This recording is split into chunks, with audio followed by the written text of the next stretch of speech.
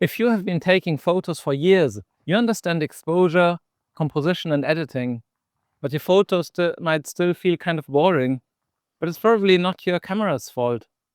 I see a lot of photographers who are stuck in this phase where the gear is good, the locations are great, but the images just don't feel that intentional or meaningful. So I've been in the same situation, and that's why in this video I'd like to explain why that happens and why buying a new camera almost never fixes this issue. I assume that you've been taking photos for a few years now and that you also know the rules of photography. I assume that you have access to some great locations and that you make the most of it. Actually, I live in the French Alps, which I consider to be one of the most beautiful locations on Earth. And for a long time, I struggled to take pictures that I was truly proud of. I also assume that you own great, or at least capable gear, and that you know how to use it.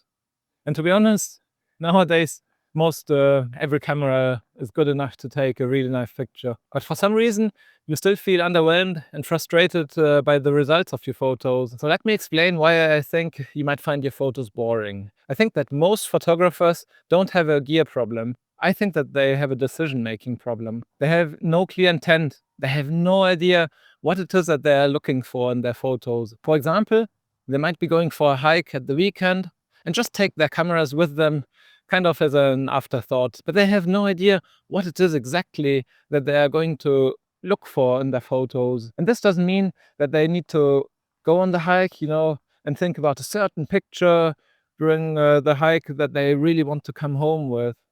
No, I think, but you need to at least have a vague idea of what it is that you're going to look for. For example, are you looking for black and white images? Would you like to take some pictures of the wildlife? Or would you like to include some kind of water in your pictures?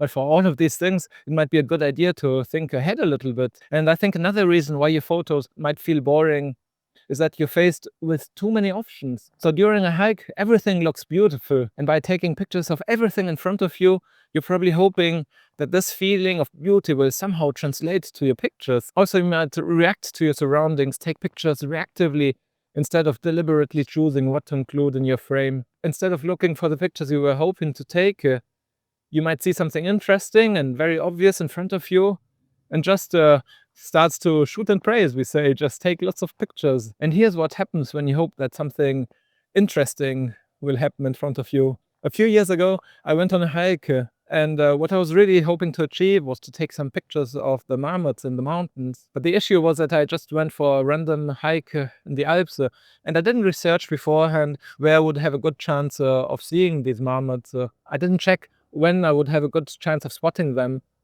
And the result of this was that I came home not having seen any marmots and not taking any pictures at all. Now let's talk about the 3 invisible reasons why your photos might feel flat. So the first reason is that you didn't take any clear subject decision. You took a picture of everything in front of you, but of nothing in particular. So for example, you went to a beautiful location, you loved the way it looked, and you took several pictures of what was in front of you. You didn't hone into or clarify what it was that you actually loved about this place. For example, let's have a look at this beautiful botanical garden. If I come to this place and I really enjoy the experience of being here, and I love the look of this place, I might want to take a picture of everything around me. But the result of taking such a general picture is that, yes, you will be able to tell where I am, but the picture will feel kind of empty. Me personally, I will be able to remember what it was like. I remember what it felt like. But you weren't here with me. You won't be able to see exactly what it was that I loved about this place. The second reason why I think that some photos fall flat is that there's no emotional or visual intent. What I mean by that is that you didn't decide what this photo was going to be about. The problem is that when you're in the moment, you don't just use your visual sense. You also use your sense of smell. You feel the temperature, like right now I'm really freezing. But when you take a photo, it's really hard to translate all of these other senses into your photo. It's really difficult to translate that into the visual language, especially if you're not even aware of this issue. The third reason why I think that the photo falls flat is that you let the scene dictate what your photos will look like. A beautiful area doesn't guarantee a great image, I think. And in a way, a strong location is almost worse because it looks like such an obvious subject, doesn't it? The result of taking pictures in such a really beautiful place is that you might come away with a pretty photo, but it might end up looking just like anyone else's photo if you were 3, 4 people next to you.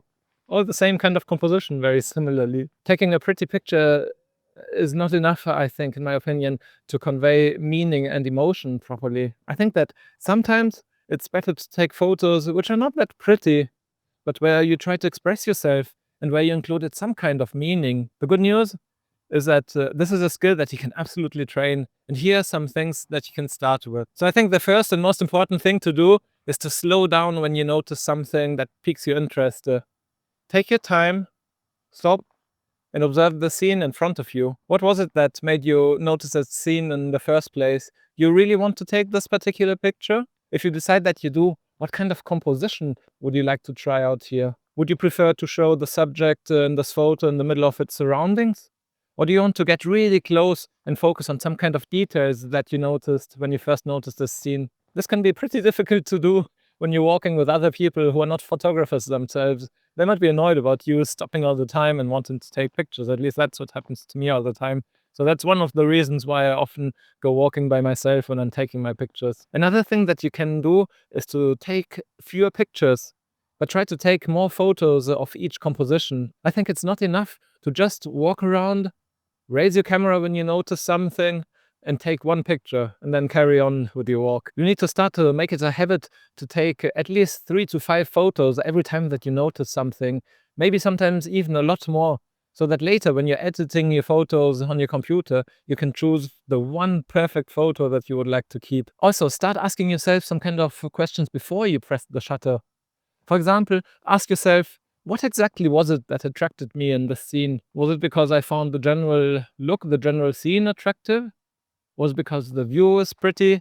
Or does it have some kind of deeper meaning that I would like to convey to my audience? Or maybe there's some kind of story behind this composition, behind the some kind of photo that you would like to express. I can guarantee that if you start doing these things on a regular basis, your photos are going to improve. There's no other way. So now I'd love to hear from you. When was a time when you felt like your photos felt flat and didn't really achieve what you were trying to do? Let me know down in the comments. And I hope that you enjoyed today's video. Thanks for watching, and I hope to see you in the next one.